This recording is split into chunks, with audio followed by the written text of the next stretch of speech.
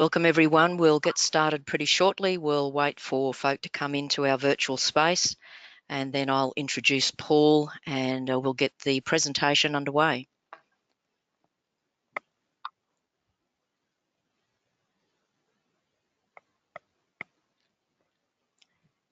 In this digital broadcast, Paul de Temple, the Managing Director for Wheeler's ePlatform, will show how an ebook and audiobook collection will complement your print collection.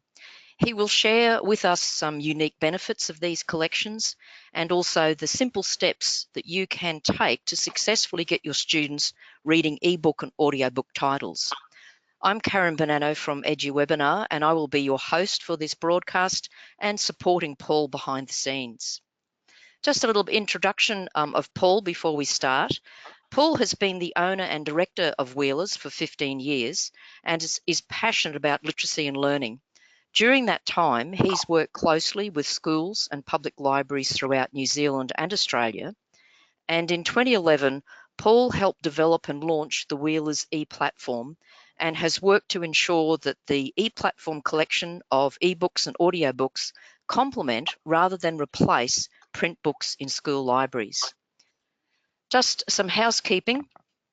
Right now, you've entered into this broadcast in what we call a listen-only mode.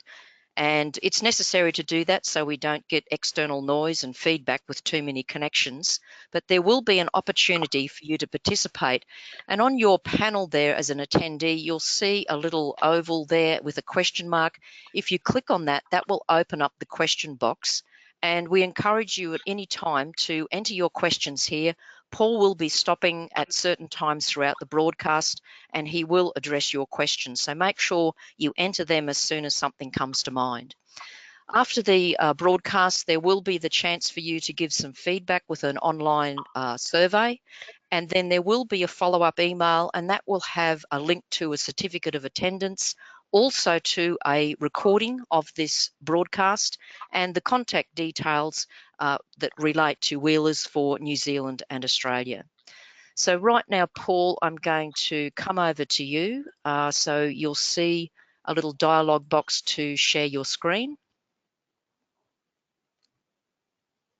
And I can see that now. So we're ready to start when you're ready. Oh, that's great. Well, thanks very much, Karen, and thanks everyone for joining us. I know it's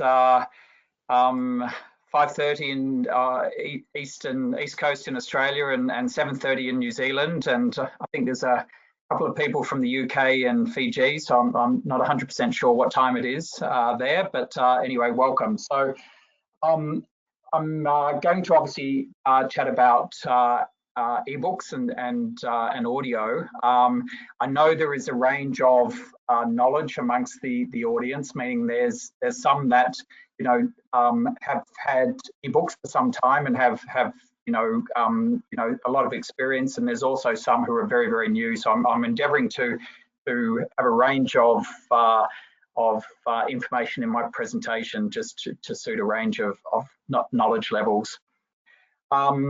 So just to elaborate on one point that Karen made, in terms of my involvement at Wheelers, Wheelers prior to 2011 and certainly after that time as well, we've been a print supplier to schools and public libraries. So, we certainly have a good 7 or 8 years of experience with ebooks and audio, but we've also got a deep knowledge of library supply and the trends within libraries from a print point of view as well. So that kind of informs our decision making and our knowledge. So jumping into it, this is what an ePlatform looks like. It's literally for all intents and purposes, it's a web page. It's personalised for each school, and it is basically a digital bookshelf of the titles that school has available for lending. So here is an example from Sydney, and there's a second example which shows a school that also has audio. So you'll see at the top it says listening favourites and popular titles. Now within listening favourites, if you click view more, you'll go to 500 titles. With the ebooks down there, the popular titles, click in there, you'll go to 1,300 titles. So that gives you a visual reference. So, the purpose of this webinar is to discuss where ebooks and audiobooks fit in the scheme of things, in relation to print. So ebooks and print books have identical content. The same title has the same content, depending on the format. Do they differ in function? I think that's an important starting point for determining whether one has value over the other. The simple answer is yes, they do have different functions, capabilities, and when we look closer at those different functions, it'll be clear why different people have different preferences. Ebooks did not kill print. This was the threat, I guess, 7 or 8 years ago. Were ebooks going to take over? They didn't, and that's because print is still great. Having said that, the growth of ebook reading has continued. There is a role for both. They complement each other, and we have certainly seen this as a supplier of both print and ebooks. So looking at why an ebook is good, an ebook library does things that a print library cannot do. And this is from a development point of view, we really try and home in on those points. We're not looking just to say, okay, this is EPUB and that's paper. We want there to be things that a print library can't replicate, and that's what we develop around. So huge shared collections across big distances. So Australia and New Zealand, there's huge different distances between schools. So to share a print collection would be really very, very difficult, if not impossible. However, with an ebook collection, they can be shared across huge distances, and so that's something we're focused in on. Obviously, an ebook library is open 24/7, and this has a lot of implications. You've got prolific readers who may finish book number 2 in a series at 6 p.m. on a Friday night, and they want book number 3. Rather than waiting till recess on Monday, they can simply log on and borrow it and continue reading. The same can be said for holiday reading. It's well documented, the benefits of holiday reading, and it's well documented how literacy levels can take a step backwards over summer if kids aren't reading. Librarians have done an awesome job of introducing summer reading programs, but they can be even easier with an ebook or an audio offering, simply because they can keep borrowing and returning throughout the holidays, and no one has to be there to attend. They're not going to get lost if they move town or if they move schools. So there's some real advantages. And obviously we all know there's no late returns or damaged lost books, and so that can't be bad. On a smaller scale, on a book by book level, an actual ebook itself can do things that a print book cannot do. And for that reason, they appeal to some students who don't read print. And again, this is, we try and home in on those differences. We don't just try and make it a different format for the same book. So really good example is dyslexic students. We all know the Barrington Stoke collection, which gets printed with dyslexic friendly background shading, font size, spacing, etc. With an ebook, you can, with a touch of a button, you can turn any book, Harry Potter, Hunger Games, etc., into a dyslexic friendly environment, and that can change the reading experience for someone with dyslexia. Reluctant readers might be interested in reading low-level books, but may feel a little bit self-conscious if everyone can see the cover and see what they're reading. They basically can't see what they're reading if it's on an ebook, so they can borrow books and read them without having that self-awareness, I guess, or that self-consciousness. Some boys feel there is a cool factor using a device. If a student is self-conscious about the genre, e.g. fantasy, then their choices are invisible, much like the reluctant readers. My son, who's now 16, reads fantasy, and he reads a lot of it. I'm not sure he would stand at the bus stop with a book with a big dragon on the front. He's much more comfortable with his phone. He could be checking NBA results, but instead he's reading a book, and that facilitates it. The reading interface can be personalized, including borders, colors, font size, spacing, and we do find that some students, enjoy this feeling of ownership. There's more buy into the experience, so that's a plus as well. Everyone has their preferences. So I know I quite like a print book. There are some times when I read an ebook, I read the newspaper online. Some librarians, you may prefer print, but at the end of the day, we feel that it's worth putting aside personal preferences in the face of the statistics. We have continued to get significant ebook reading growth on our platforms amongst school students in Australia and New Zealand. So these stats are over the last 3 years. You'll see the growth is enormous. So whatever our personal preference is, they are reading ebooks. They're still reading print. So to me, it seems that there are individuals with personal preferences, and catering to all preferences increases overall reading. 3 big game changers. We've been at this 7 years, and our learning curve has been dramatic. When we started, we thought we just open an ePlatform, the librarians will buy books if they want to, and it'll be just like supplying a print library. We package up a box of books and wave them goodbye and have no further involvement. But things changed, or things needed to change, and we've become a lot more involved and we've learned a lot. But over the last couple of years, to help with these big readership increases in readership, 3 of the big areas have been getting all the publishers. When 7 years ago, the big publishers didn't all come on board, but now they have. So Penguin Random House, Pottermore, Scholastic, that's in the last 2 years.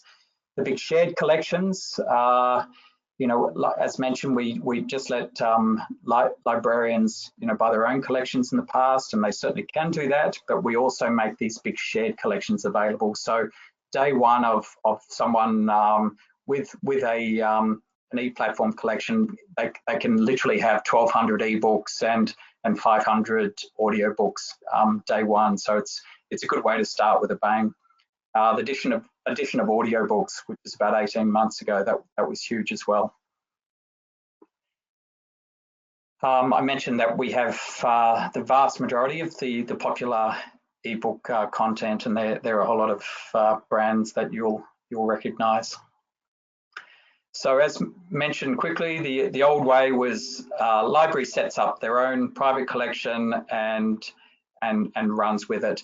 But the challenge, and this was pivotal, is how to get a large enough, attractive enough collection that will attract, your readers, not just once, but get them coming back. So, if you put 50, 100 books on a shelf in your print library, and first week, second week, you'll get students coming in, but a year or two later, they would have long ago lost interest, and we realised that had to be the same with ebooks. So we try and do a lot of that work for you now. So the new way is a big shared collection, over 1,000 of the most popular titles. I put a little bit of the pricing in there, although this is just for Australia, so it is different to each country. Each school gets their own branded ePlatform. We look after the expiring titles, publishers expire titles, and you can buy your own private titles too. It's just meant to be easy.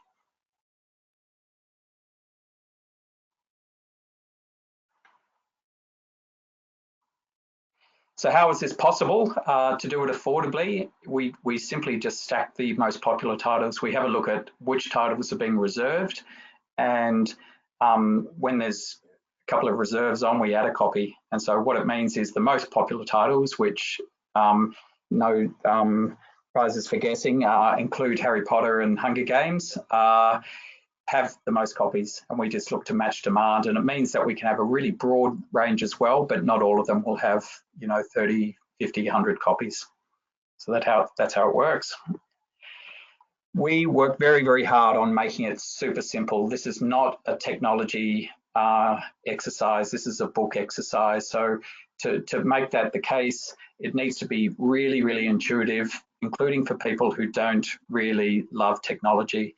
So our app, access to through the browser, is really easy. So it's literally a website. You can go on, it'll remember your password. You can download the app, and we'll show you how that works in a minute. But you really only have to do it once and then forget about the technology, and it's all about just the book. And that's how it should be.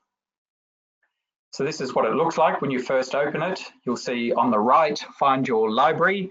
You'll click on that and your library will already be loaded. You'll locate it once. And for some reason, we have the name of the library on the left, which is London Public Library. I'm not even sure that exists, but it's just an example of either a school or a public library name that's preloaded. You find it once, and then you never have to find it again. And then you sign in, and you only have to do that once as well. So you sign in with your normal school username and password, and we work that out in the background. And then again, you never have to do it again. So next time you want to read a book, you tap on the app on your phone, your iPad, whatever, and you go straight into your library, your book. Really, really easy. There's lots of features to support literacy within an ebook. You know, again, these are things that can't be done in print. So we're very interested in doing them. You'll see on the bottom right, you've got some of the settings, including background shading and borders and font and all those things that students just love to play around with and customize. I personally just run with whatever I'm given, so I've never changed any of those, but I've seen untold numbers of students who go straight there, so it appears to resonate for them. There's also things like links to Google results, synonyms, highlight. You can take notes, save notes. If you return the book and then borrow it again, your notes are still there. So there's lots of tools for students. ePlatform audio. So as mentioned, it's 18 months ago we launched this. It's fully integrated. It's not, if you have both of them, you have to choose to have ebooks and audio. You can have one or the other. But if you do, it's all in the same ePlatform, in the same app. It's all seamless. So we've got over 100 publishers. Offline reading and listening is available in the app, which means you can download a big audio book, and they can be big. And then you can, if you lose internet connection, then you just you can still listen to the book. So you can, you know, if you're lucky enough to be getting on a plane, you've downloaded it, you don't need internet connection. The feedback we get, number one, is they're enjoyable. People just like listening to audiobooks. They work in a consortium as well. So what's the benefits of audio? And I know many of you will know these already, but we've had these points made very clear to us. They enhance vital literacy skills such as fluency, vocab, language acquisition, pronunciation, phonic awareness, comprehension. Some people, some kids, including my son mowing the lawns, will listen to one, so you can multitask. They can help readers with learning disabilities and or ESL students. More accessible for some students because they find that they have to apply themselves less. There's less application, so it's an easier pathway into reading. Adds a variety to literacy experience. Builds confidence if they know they can listen to and understand an audio book that has a certain level of complexity. It gives them confidence that they can then roll it into a reading experience as well. Allows listeners to stretch their horizons and tackle more complex texts. Great for auditory learners. I understand there's a percentage of the population that are kind of labelled or identified as auditory learners. Visually impaired students, of course, benefit. Increases read aloud time for tired parents or overworked teachers. And children are bombarded by visual images, may have less opportunity to stimulate their auditory imagination. And once again, they're enjoyable at the end of the day. I'm just going to have a quick look at a couple of the questions that has come up. So just bear with me. I'm just going to have to.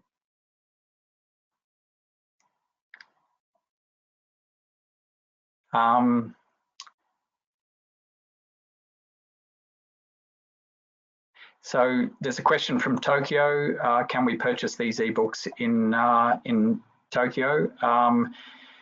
So yes, we do have some schools, international schools in Japan, and so we're happy to run through those or run through the details of how that would work. So if you contact us, then one of us, will take you through that. So I think there's a question about any ways to have audio and read that ebook at the same time. So text, read aloud type features. We're precluded from doing that under the current ebook contracts, but there is scope for us to do that. So from a technology point of view, we actually could do it without too much development pain, but we are working on one thing at a time, so we haven't got to that yet, but it is something that we'd like to look at going forward.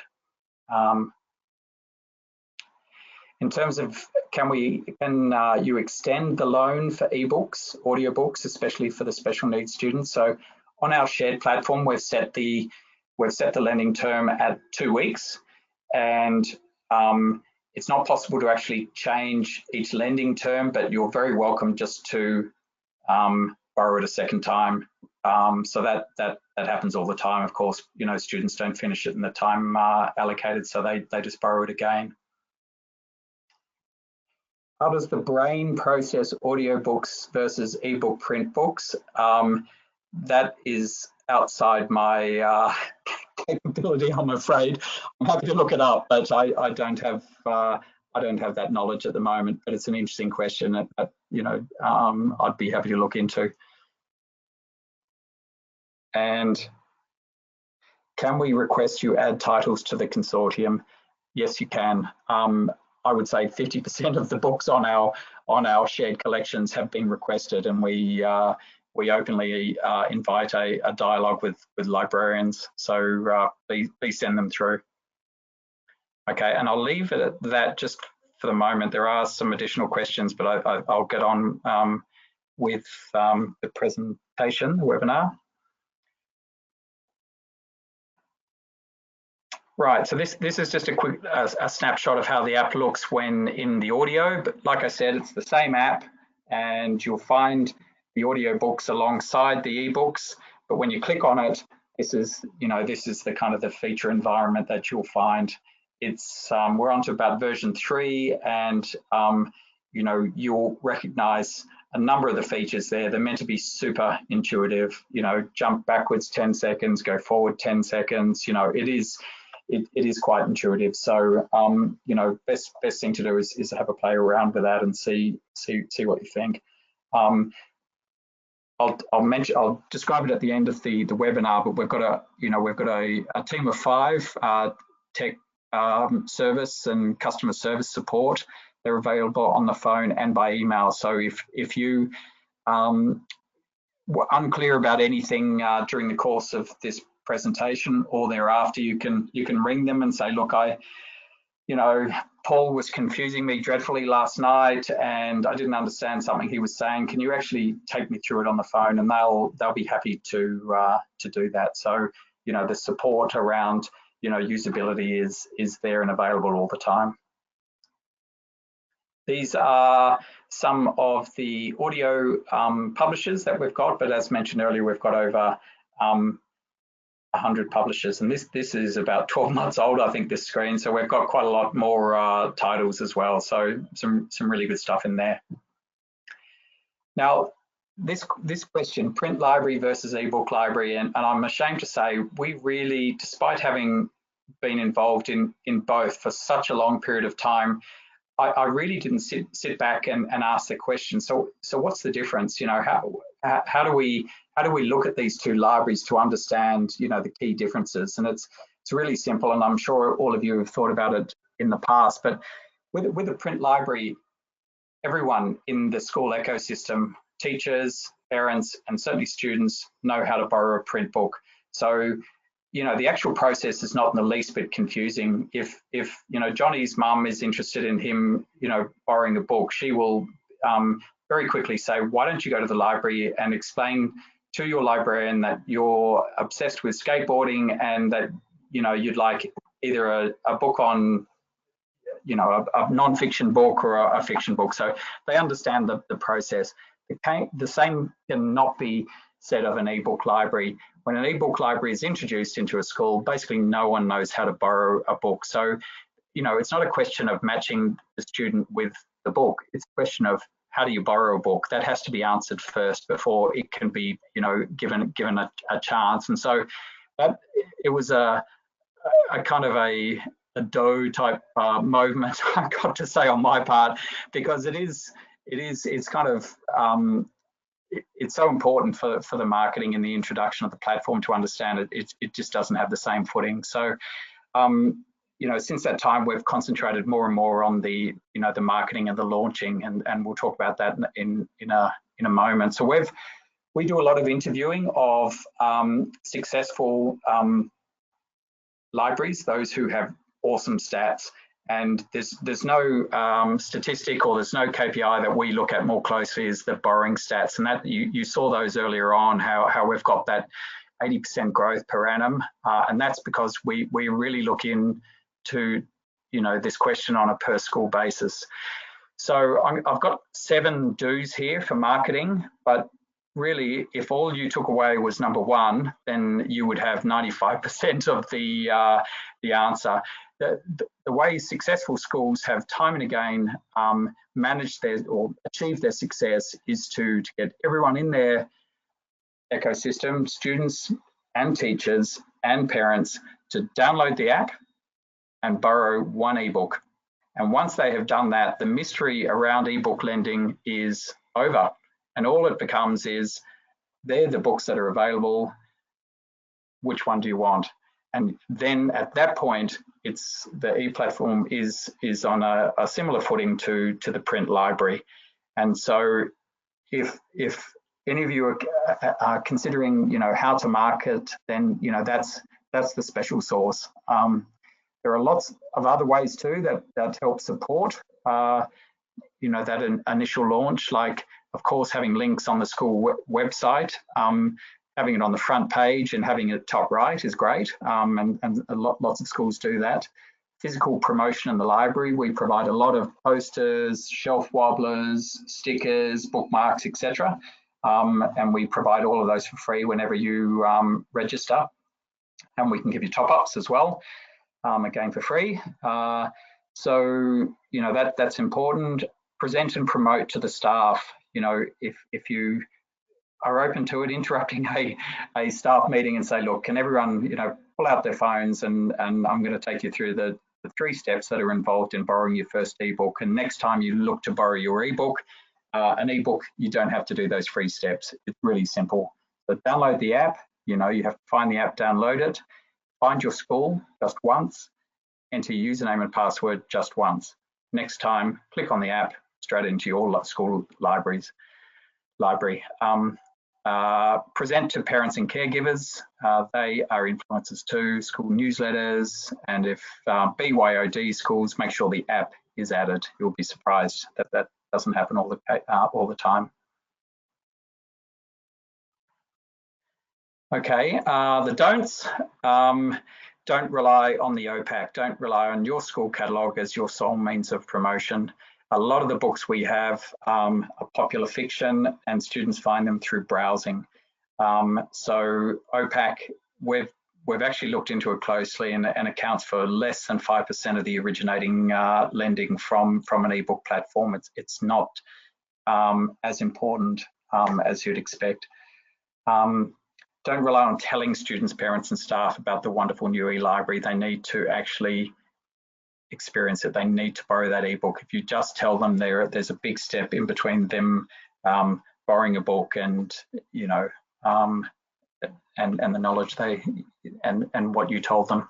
Now I'm just going to answer a couple more questions. I would like to speak to someone about getting ebooks from my college library. A secondary school with over 1,200 students was the best number to call. Okay, sorry. I'll provide you with a with 0800 and 1-800 numbers at the end, so you can give us a call. A BYO, bring your own device school is a BYOD school.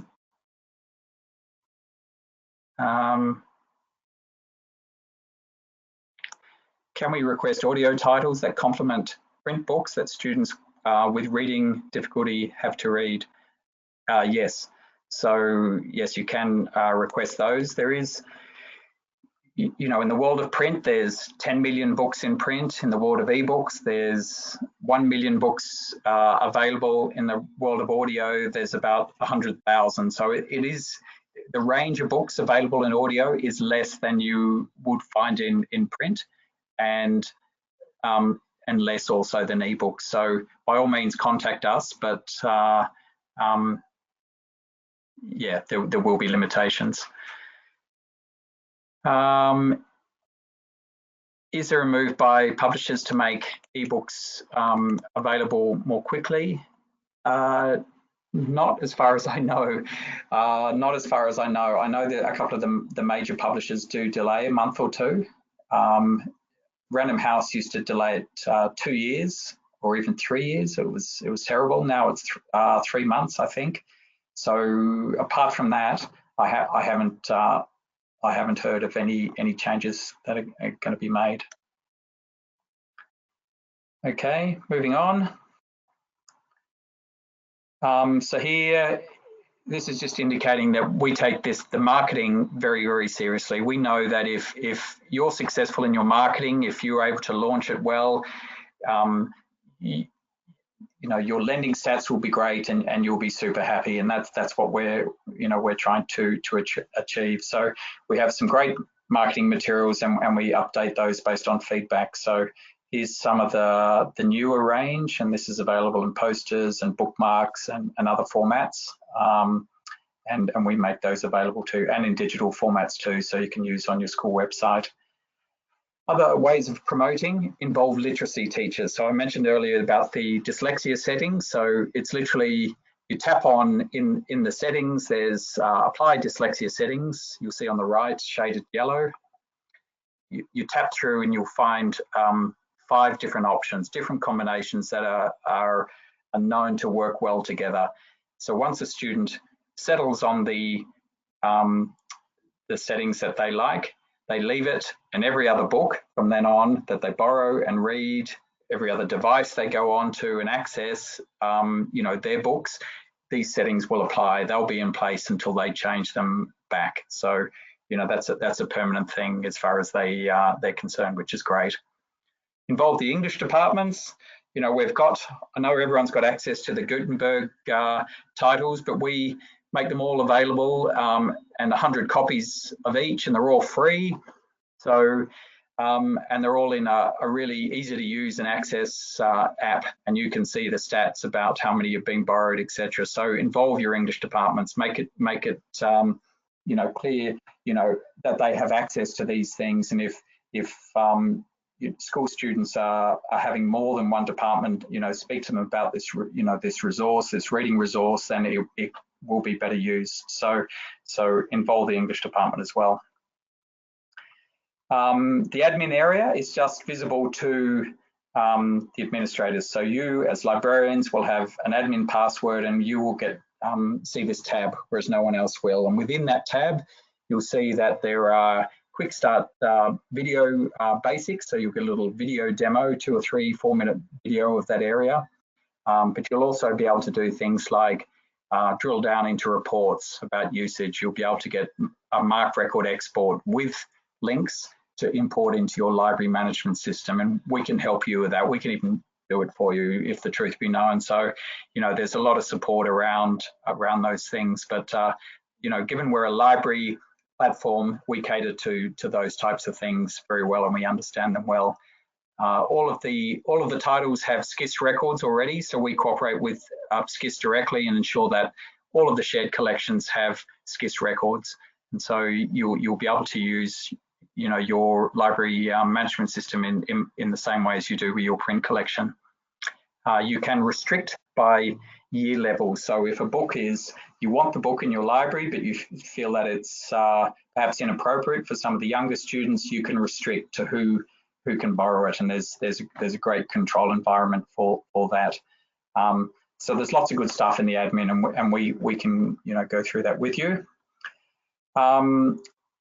There's always been a desire by our library customers to be able to kind of curate different collections. So that's really easy to do on the homepage of your ePlatform. So you can simply put up there, I don't know, you could put something like Anzac Day, titles, or you've got some examples here of sports stars and Mrs. Scott's recommendations, and you can name the sub collections there, and you can choose which titles go into those, and then you can change them whenever you want. You can change them every day if you like. So basically you have marketing capability inside your own ePlatform in the same way as you do in your print library.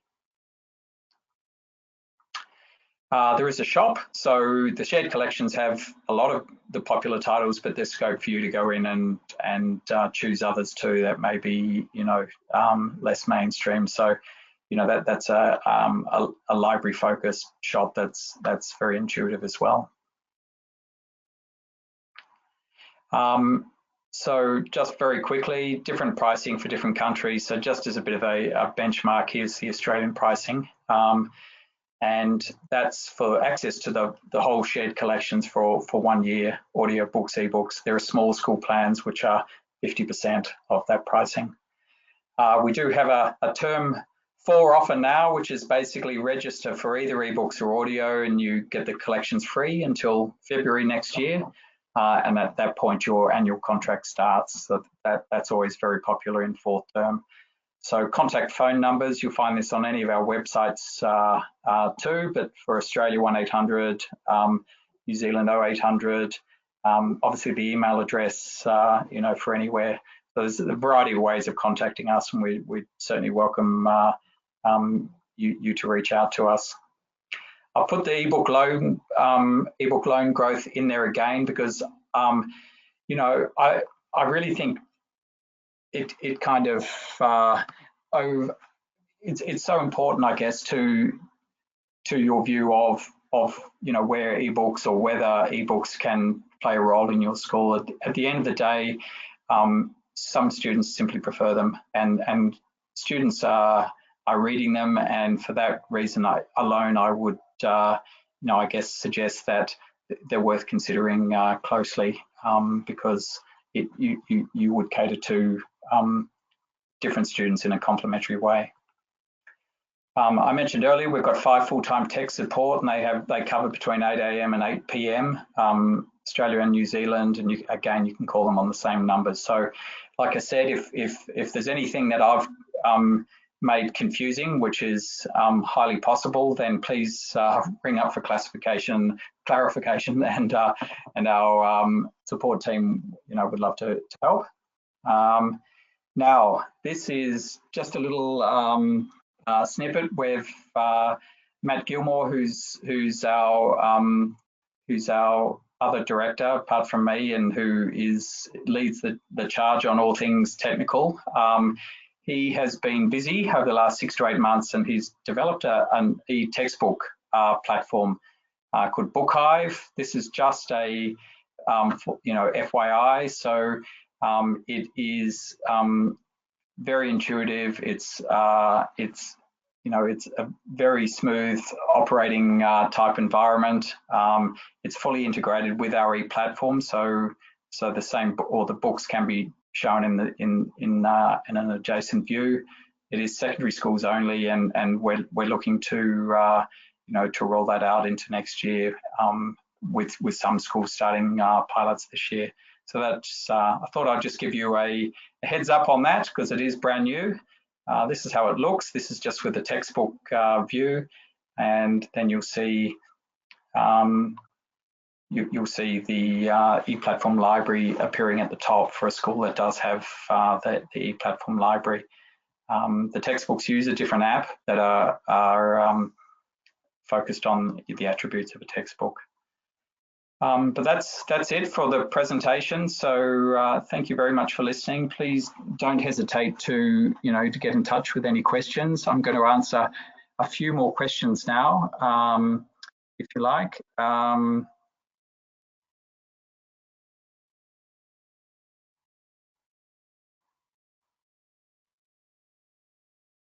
When ebooks are read, is the title recorded against the student's teacher's name? We need to know how many books a student is reading. Can you provide the library display ideas? They're two really good questions from the same person. Thank you. So yes, the stats really do identify against the student. It'll depend on what username and password environment you've set up. So we'll, whatever the username is you've provided us with and that student is using, that's what will have the identifier against it for how many books are being read. So those reports are in there. You can look at them in graph format, or you can download them into an Excel, and they're updated real time.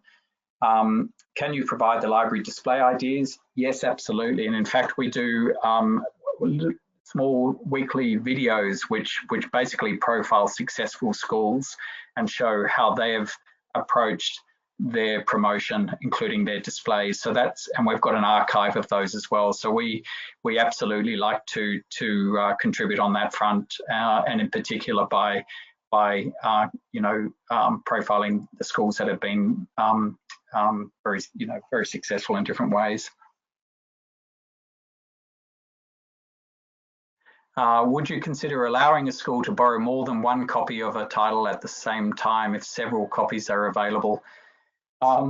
We've kind of got it hardwired so that it is one copy of a title to one school at one time, and it all goes down to that big graph I showed you at the beginning, which determines how many copies that we include in there. I think if we were providing even up to 2 copies per school, we'd have to probably double the books, and unfortunately that would have an impact on the price as well. So it's a kind of a reasonably delicately balanced approach to buying. I know that some schools who really want a second copy have on occasion purchased their own separately, and those regarded as private copies which are only available to the school who purchased it.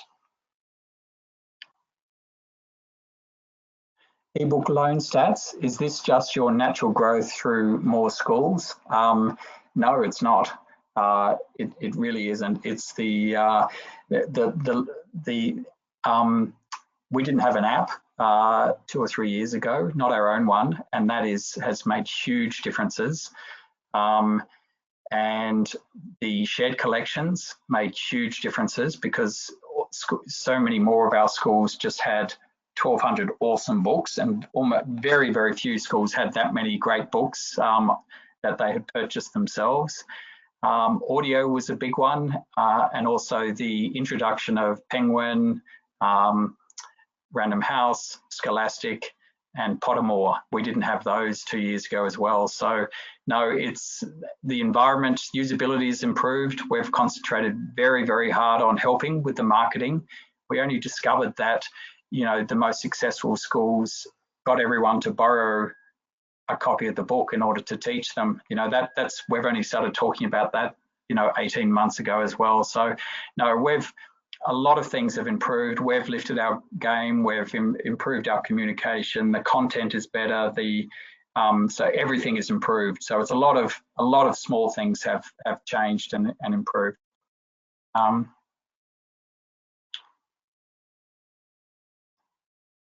Do we offer a demo to ePlatform? Yes, we do. So you can either call us or you can go to our ePlatform site and just register for a demo, and it'll be an automated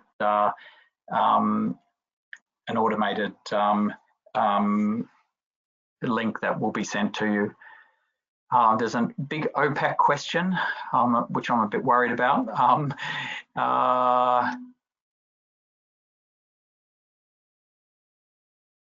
it's to do with what if books have been removed from the OPAC. Any chance to get this? Also, not all shared collection books are on SCIS yet. Okay, I'll check with the SCIS because they really should be. There is occasionally a small lag because we do send them to a catalogue, but I'll just make sure that there's not more to it than that. But by rights, all SCIS ones should be there. And I'll also ask about the deleting from the OPAC as well. So I'll get back to you tomorrow if that's okay on those two points.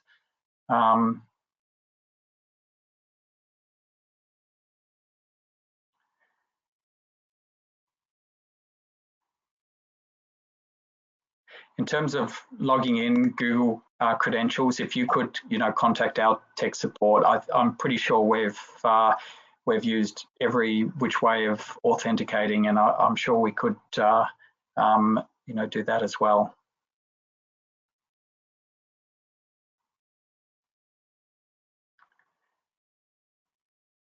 Okay. Well, my screen's just gone blank. I'm not sure why.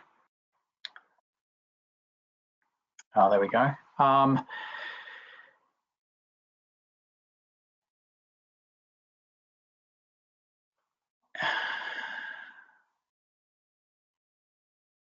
So I find that we use up our quota very quickly, runs out for the month. So there's 200 loans per month, which is, an awesome result if your students are reading that many titles. We certainly have schools who simply get a separate or a second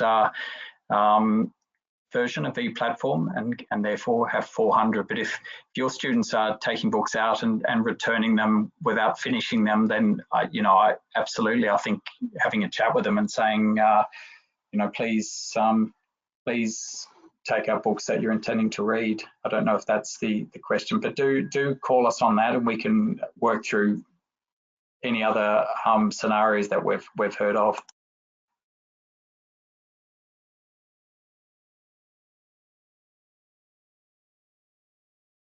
So we'd also like to know about deleted and audiobooks, please. So that sounds as though it needs some attention. So leave that one with me. And a third person as well. So that's a hot topic. Okay.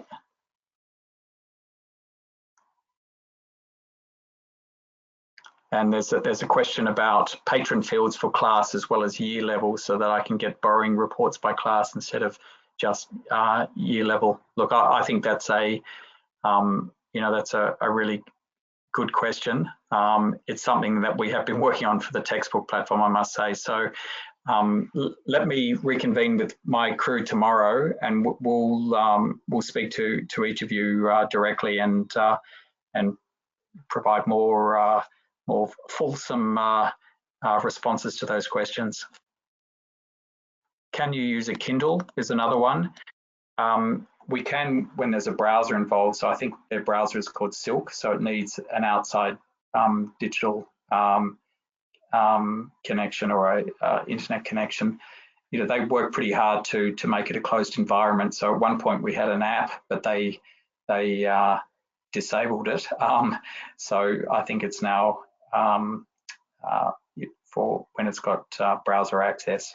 But it's certainly probably not the best device. We work with all iOS, Android, and Google devices, Windows, etc. So we endeavour to be device agnostic. Okay, so I think I've come largely to the end of the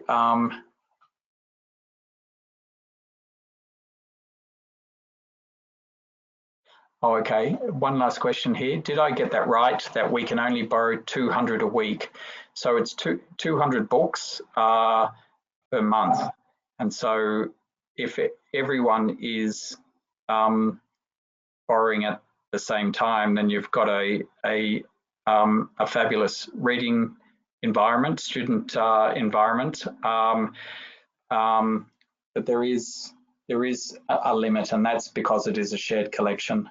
And that would be the same with a you know, if there was a print collection that was under a lot of demand, then there would be books that are out, and there would be a limit to how many could borrow. But if you're getting, you know, 400 books loaned a month in ebook format, there is the scope for having a second ePlatform ebook contract, and that gives you, it's still awesome value, and when compared to what it would cost to actually purchase those books in ebook or in print format. So fabulous value, and that's the way that you would cater to that kind of hot demand that you seem to have there, which is a great thing.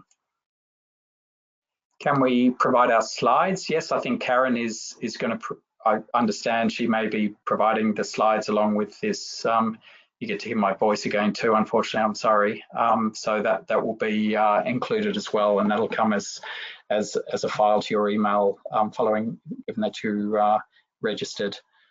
What about iPads? Yes, absolutely, iPads, iPhones, etc. So anything iOS is addressed, and in fact, you know, Safari on the browser. So on my iPhone, I can, you know, browse to an ePlatform site via the Safari, or I can tap on the app and do it that way, and it will reach the same point. So it's any which way.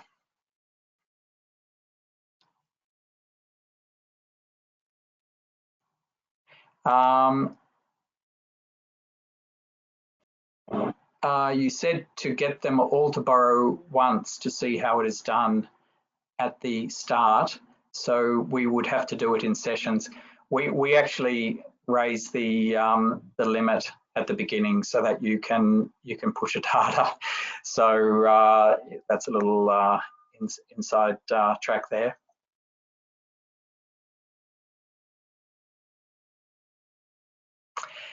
Is a laptop an iOS?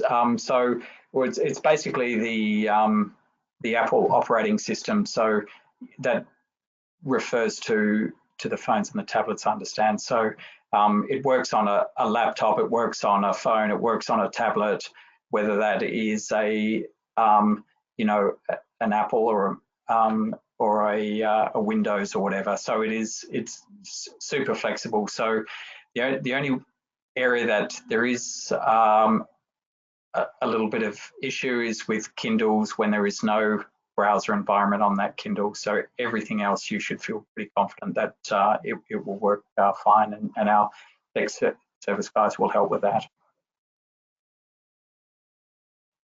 Okay, well, I think at this point, yeah, I think I've got to the end of the questions, and so please don't hesitate to contact us if you think of a question after the event, or you prefer to speak to someone on the phone, or like I said, if you need clarification on anything. So the slides do include the contact details, and we're really happy to hear from you. So thank you all very much for listening, and thanks Karen for organising, and hope to chat with you guys further. Thanks very much.